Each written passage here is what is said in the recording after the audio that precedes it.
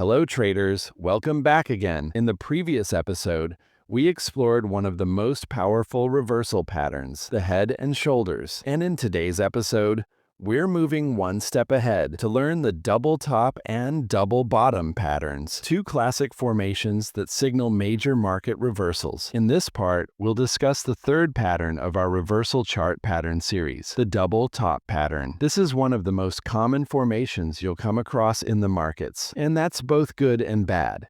It's good because you'll get plenty of trading opportunities. But it's bad because not every double top is worth trading, and knowing which ones to select becomes the real challenge. So let's understand what a double top pattern really is, how it works, and how you can trade it correctly. A double top is a bearish reversal chart pattern made up of three components: the first peak, or initial price rejection, the second peak, which is another rejection from nearly the same level, and finally, the neckline, which acts as a zone of support. The first peak usually forms as the market pulls back during an uptrend. At this stage, we can't confirm a reversal because pullbacks are normal in trending markets. Then comes the second peak, where prices get rejected from the same area again, signaling that buyers are unwilling to push prices higher. This is where early warning signs of weakness begin to appear. Now, when the market breaks below the neckline, it confirms that sellers have taken control, and the market is likely to continue lower. In simple words, a double top signals a possible trend reversal as the market fails to move higher for the second time. However, not all double top patterns are created equal. For instance, if you spot a double top during a strong uptrend, the chances are that price could still continue upward. So the last thing you want to do is short aggressively just because a double top has appeared. There are two major factors to pay attention to when trading this pattern. 1. Where and how the pattern forms. 2. How long it takes to form. Its duration. You should avoid shorting a double top that forms too quickly or against a strong uptrend. Also, consider the space between the two peaks. If both peaks are too close to each other, it's usually best to avoid that setup. Instead, look for double tops where the peaks are well spaced apart. Why does this matter? Because when there's more time and distance between the first and second peaks, that price level becomes more significant. More traders notice it, and it attracts higher order flow and stronger reactions. And when many traders are watching the same level, a failed breakout there can lead to a powerful reversal, the kind we want to capitalize on. So be cautious when trading double tops or double bottoms on lower time frames. The higher the time frame, and the larger the distance between the swing highs, the stronger and more reliable the pattern becomes. Most trading educators will tell you to short once price breaks below the neckline and place your stop loss above the highs. That's a simple method, but as you'll see later, there are smarter ways to confirm your entries and manage your risk effectively. However, there are two issues with this approach. First of all, after a strong move lower, the market could reverse higher, proving to be a false breakout and hitting your stop loss. Secondly, the stop loss is inherently very large, and it doesn't offer a favorable reward-to-risk ratio for your trade. So there are a few ways you can think of to fix this. Let's start by discussing the trade entry criteria first. Now, the most aggressive entry is when the price breaks below the neckline or the support level. The idea is to wait for a breakout candle to close below the neckline, and then take a short entry below the close or the low price of that breakout candle. Waiting for the candle to close ensures that it actually closes below the neckline, confirming that it's not a false breakout. The advantage of this technique is that you'll be able to enter the trade very early.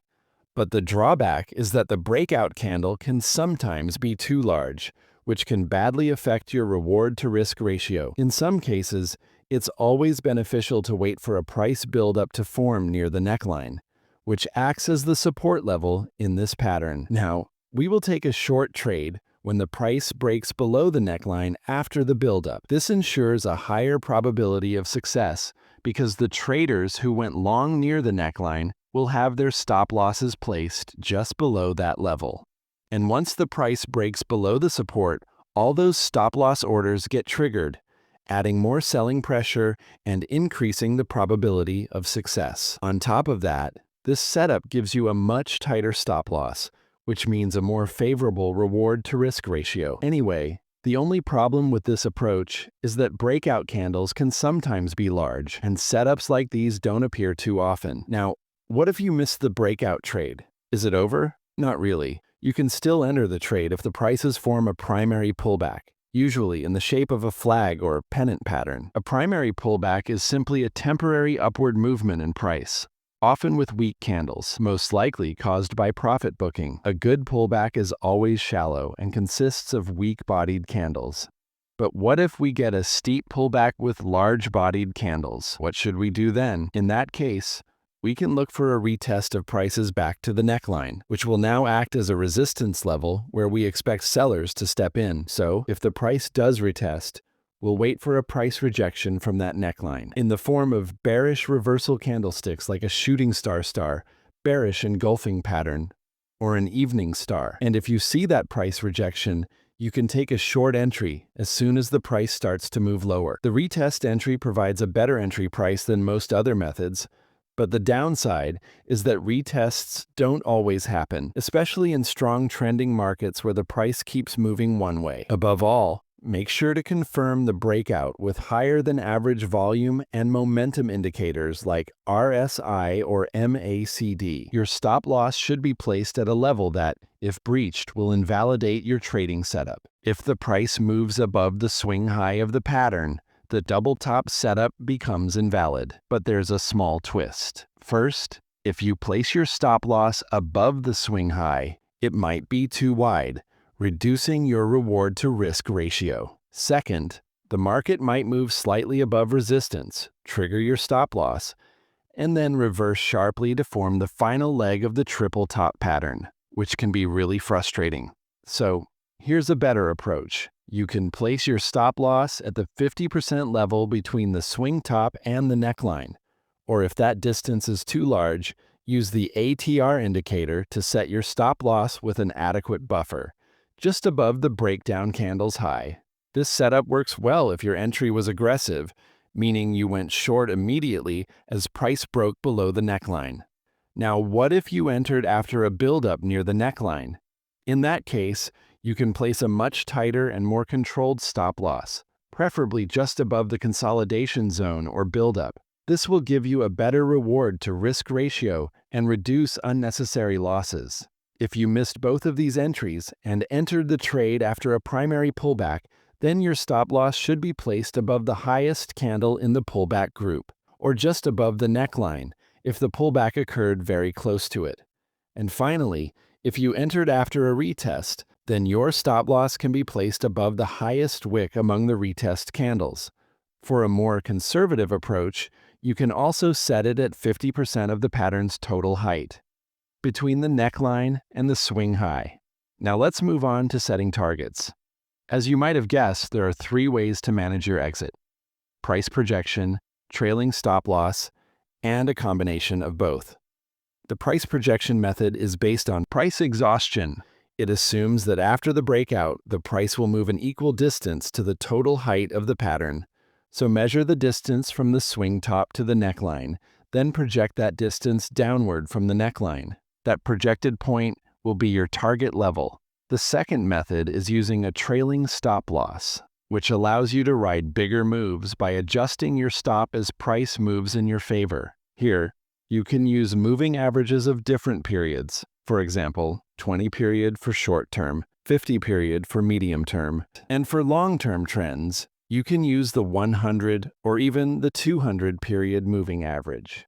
You'll exit your position only when the price closes below your trailing stop loss, which means when it moves below the moving average, you're tracking. Now, the third and final method combines both of these approaches. The idea is to close half of your position at the projected price target and then let the remaining half run using a trailing stop loss. This way, you lock in a portion of your profit while still giving yourself a chance to capture larger moves without being caught by sudden reversals. But before we wrap up, there's one more crucial concept I want to share, and that's how to find and trade double top patterns with higher accuracy using multiple time frame analysis. The concept is simple but powerful. First, identify a downtrending market or clear bearish structure on a higher time frame, depending on your trading style. Once you find such a setup, wait for the price to approach a key resistance zone on that higher time frame. When that happens, drop down to a lower time frame and look for a double top pattern forming near that resistance. This technique helps you time your entries at the best possible price levels, which professional traders often aim for. It's a precise and effective way to trade double tops with higher probability and accuracy. However, if you're not fully comfortable with this method yet, don't worry. You don't have to use every technique at once. Just focus on one or two that fit your style and build consistency around them. Now we'll focus on what a double bottom pattern is, how it works, and how to approach it while trading. A double bottom pattern is a bullish trend reversal pattern, and it is the exact opposite of a double top. This pattern also has three main parts: the first low, or first price rejection, the second low, or second rejection, and the neckline, which acts as a resistance level connecting the swing high between both lows. Now, what does this pattern actually indicate? First, the market declines to form a swing low and then retraces higher. At this point, it might simply look like a minor pullback in the ongoing downtrend. However, when the price forms a second swing low and this low holds above or near the previous low, it shows that buyers are starting to defend that level, creating buying pressure. But this alone is not enough confirmation. The pattern becomes valid only when the price breaks above the neckline. That breakout signals renewed buying interest and the potential start of a bullish reversal. In short, the double bottom pattern suggests that the downtrend has likely bottomed out and the market may be ready to move higher. However, many traders make the mistake of entering long positions immediately after a double bottom forms, especially on lower time frames. This doesn't always work because in a strong downtrend, the market can keep forming multiple false bottoms before continuing lower. That's why it's crucial to pay attention to the time frame and distance between the two lows. A double bottom on a higher time frame, like the 4-hour or daily chart, carries much more reliability than one on a smaller time frame. Now let's talk about entry strategies. The first and most aggressive entry occurs when the price breaks above the neckline or resistance. You can either enter immediately after the breakout, which sometimes causes a false breakout, or you can wait for the breakout candle to close above the neckline and then take a long entry slightly above its high. Waiting for the candle to close confirms the breakout and reduces the chance of a false move. The advantage of this method is an early entry at a potentially great price. The drawback, however, is that if the breakout candle is too large, your stop loss will be wider and your risk-to-reward ratio will decrease. The second method is a breakout with buildup near the neckline. This occurs when price consolidates tightly just below the resistance area. Such consolidation indicates strong buying pressure, meaning traders are willing to buy even near the resistance. Additionally, traders who are shorting near that level will have their stop-loss orders just above it. So, when the breakout finally occurs, all these stop-loss orders get triggered, adding extra buying momentum and pushing the price higher. If you see such a buildup, you can enter your long trade just above the close or the high of the breakout candle. This method gives a tighter stop-loss placement, a better risk-to-reward ratio, and a more reliable confirmation. Though again, sometimes the breakout candle might still be large. Now, what if the market doesn't form a buildup, or instead, it forms a huge breakout candle and still continues to move higher? If you miss both of those entry opportunities, the third method is to look for a primary pullback in price. This technique helps you catch the move even after a breakout. So if the market breaks out without forming a buildup, we'll wait for a primary pullback, which is simply a temporary downward move made up of weak candles, usually caused by profit taking. When this pullback occurs, You can look to go long on the break of the previous swing high, or even enter immediately once prices start rising again. The best pullbacks are shallow retracements with small-bodied candles, as they signal controlled correction and continued buying strength. However, sometimes we get a steep pullback that goes all the way back to the neckline. This is known as a retest. When price retests the neckline, which now acts as a support level, we expect new buyers to step in. At this point, you should watch for bullish price rejection signals, such as a bullish hammer, bullish engulfing pattern, or a morning star formation. If you spot one of these bullish reversal candles near the neckline, you can take a long entry on the next candle as price starts moving higher again. The retest method gives you a very well-timed entry and often a much better price level. The only downside is that there's no guarantee the market will retest the neckline, especially during a strong uptrend, so you might miss the move entirely. Another key point to remember: volume should increase during the breakout. Higher volume confirms stronger buying pressure and improves the reliability of the pattern. So always confirm breakouts with volume and use the right entry technique based on the market behavior. Now let's discuss stop-loss placement with respect to each entry technique. A double bottom pattern becomes invalid when the price reverses from the neckline and closes below the swing low of the pattern. If you place your stop-loss that far away, it would be too large, leading to unnecessary risk. Plus, the market might reverse again and form a triple bottom, so that approach is not efficient.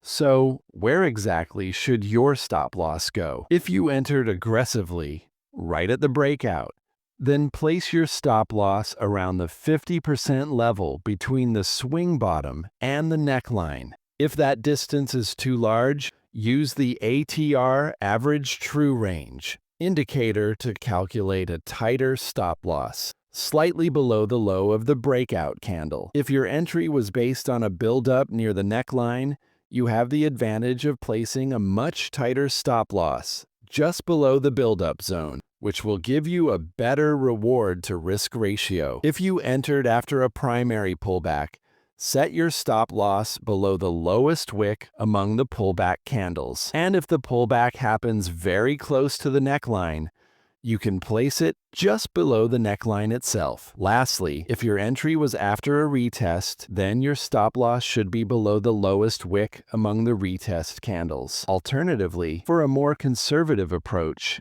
place your stop-loss at 50% of the distance between the swing low and the neckline. This helps protect you from sudden long wicks and volatility. And finally, let's discuss how to exit your trade for maximum profits. As always, there are 3 common methods we can use. 1. Price projection. 2. Trailing stop-loss. And 3. A combination of both. Let's start with the price projection method. In this technique, you calculate the distance between the swing bottom and the neckline of the double bottom pattern. Once you have that distance, project it upward from the breakout point or neckline. The level that you get is your projected price target, and that's where you can consider exiting your trade.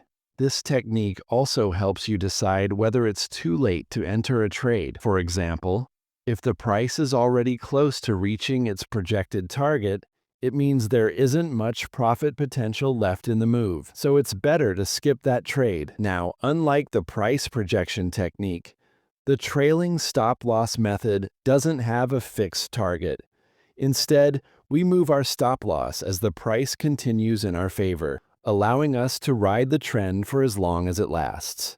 The first step is to decide what kind of trend you want to capture: a short-term trend, a medium-term trend, or a long-term trend. Depending on your choice, you'll use different moving averages. For short-term trends, use a 20-period moving average. For medium-term trends, use a 50-period moving average. And for long-term trends, use a 100 or 200-period moving average. You can trail your stop-loss along these moving averages and exit the trade only when the price closes below the moving average. Finally, The third method is a combination of both, where you book partial profits at the projected target and let the rest ride using a trailing stop loss. This allows you to lock in profits while still participating in any extended price move. By doing this, you can capture both short-term profits and longer-term opportunities without exiting too early or risking everything to a sudden reversal. Now, the same logic applies to the double top pattern as well. You can use multiple time frames to identify high-probability setups. First, mark a major support or resistance zone on the higher time frame, then switch to your preferred lower time frame and look for a double bottom or double top forming around that area. This lets you enter near the absolute low or high of the move. But keep in mind, this is a professional entry technique, so don't use it unless you fully understand how it works. And that wraps up the second episode of our reverse chart pattern series, where we explored the double top and double bottom patterns, how they form, how to trade them, and most importantly, how to plan your entries, stop losses, and exits like a professional trader. Remember, these patterns are powerful, but only when you combine them with proper confirmation and risk management. Never trade just by the shape of a pattern. Always read the market structure, volume, and context behind it. If you found value in this breakdown, make sure to like the video, share it with your trading friends, and subscribe to Time to Grow so you don't miss the next part of this educational trading series.